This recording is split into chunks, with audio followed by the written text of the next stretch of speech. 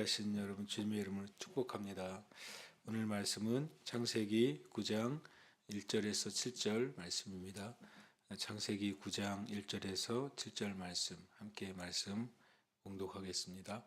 하나님이 노아와 그 아들들에게 복을 주시며 그들에게 이르시되 생육하고 번성하여 땅에 충만하라.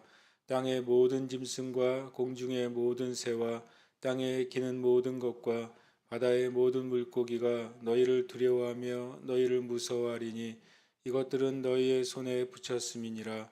모든 산 동물은 너희의 먹을 것이 될지라. 채소같이 내가 이것을 다 너희에게 주노라. 그러나 고기를 그 생명되는 핏째 먹지 말지 것이니라. 내가 반드시 너희의 피 곧 너희의 생명의 피를 찾으리니 짐승이면 그 짐승에게서 사람이나 사람의 형제면 그에게서 그의 생명을 찾으리라. 다른 사람의 피를 흘리면 그 사람의 피도 흘릴 것이니 이는 하나님이 자기 형상대로 사람을 지으셨음이니라. 너희는 생육하고 번성하여 땅에 가득하여 그 중에서 번성하라 하셨더라. 아멘. 이 창세기 9장 1절에서 7절 말씀은 이제 심판 이후에 노아와 노아의 가족들 그리고 모든 이제 동물들이 다시 이 땅 가운데 살아가게 되었을 때, 그리고 하나님이 노아와 그 가족의 번제를 받으시고 다시는 이제 물로 심판하지 않겠다고 말씀하신 후에 이제는 축복의 말씀을 하십니다. 이제 이 이후에 모든 인류는 이 축복의 안에서 이제 인류의 삶이 시작되고 또 형성이 된다는 사실을 우리가 보아야겠습니다. 물론 우리에게도 이 노아 이후에 하신 축복의 말씀은 동일하게 또 우리에게도 적용되는 말씀이 되는 것입니다. 하나님이 노아와 그 아들들에게 축복을 주시며 그들에게 이르시되 생육하고 번성하여 땅에 충만하라.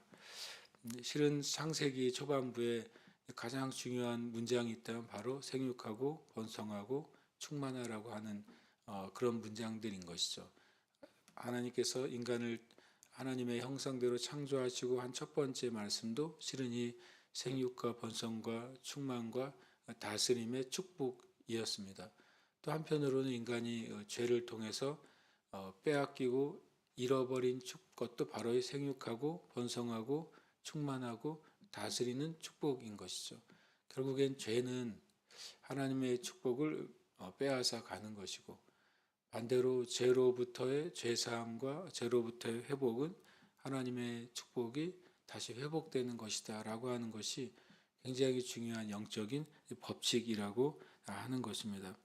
창세기 1장 28절의 회복이죠. 심판의 진정한 목적은 하나님이 사람에게 허락하신 그 축복을 다시 회복시키기 위한 것이라는 사실 우리가 알 수 있습니다. 1절에 보면 복을 주시며 라고 말씀하시고 또 생육하고 번성하고 충만하라고 말씀하십니다.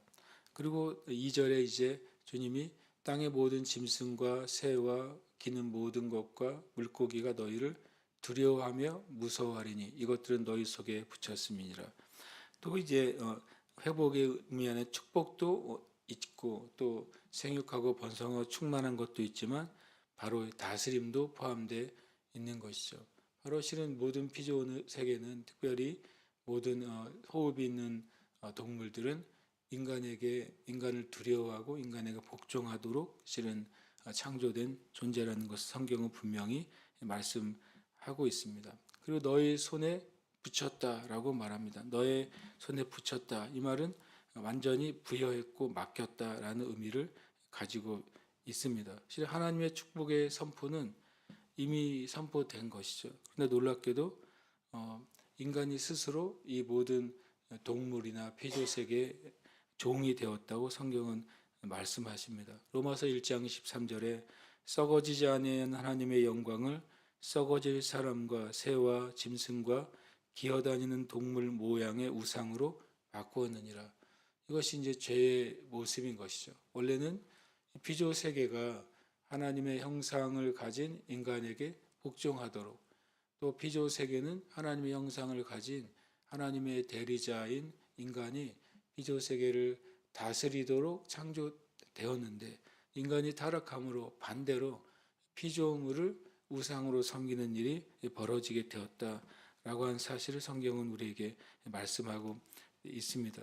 이것은 하나님은 제한 없으신 은혜를 주셨는데 인간은 오히려 스스로 종이 되고 또 하나님의 은혜로부터 떠나는 일이 있다라는 사실을 성경은 말씀합니다.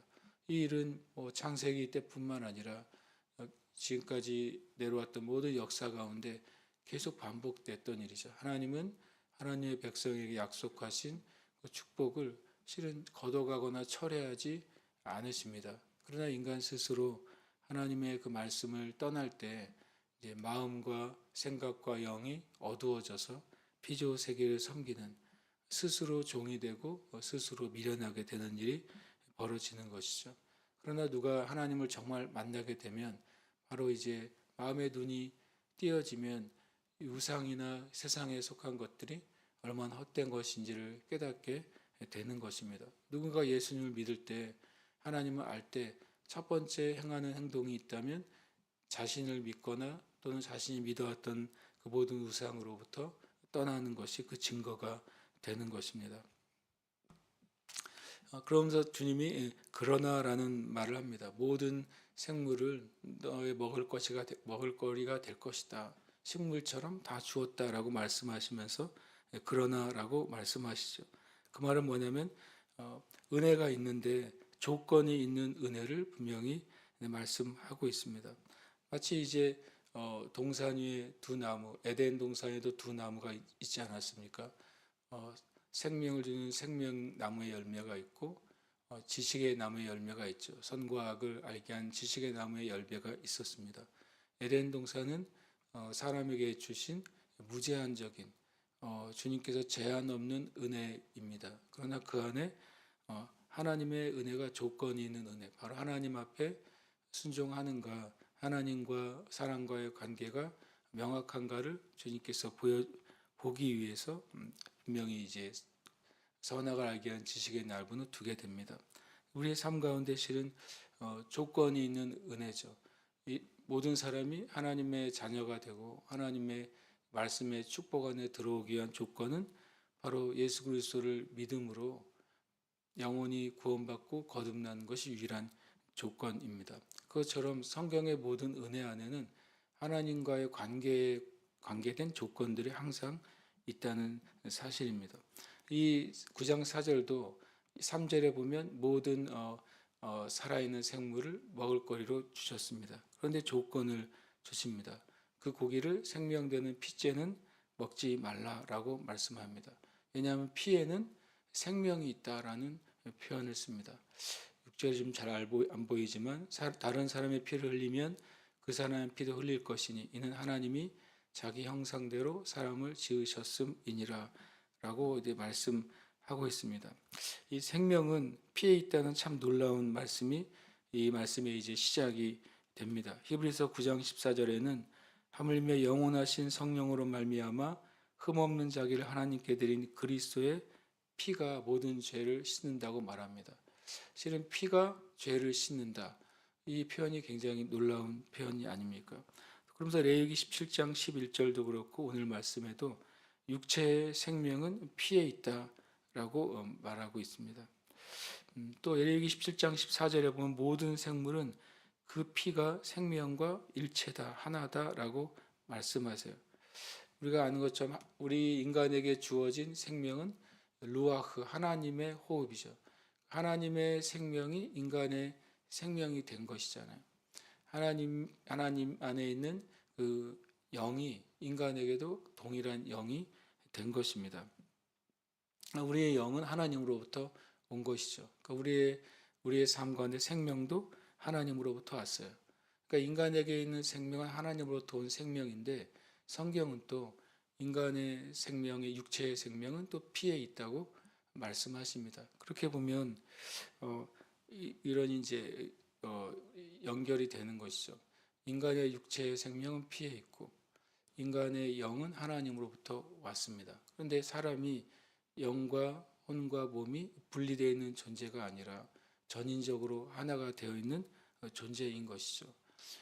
영적인 예수 그리스도의 보혈의 은혜가 사람의 영혼을 거듭나게 하고 씻어주고 또 예수님의 보혈의 은혜가 사람의 육체까지도 또 건강하게 합니다.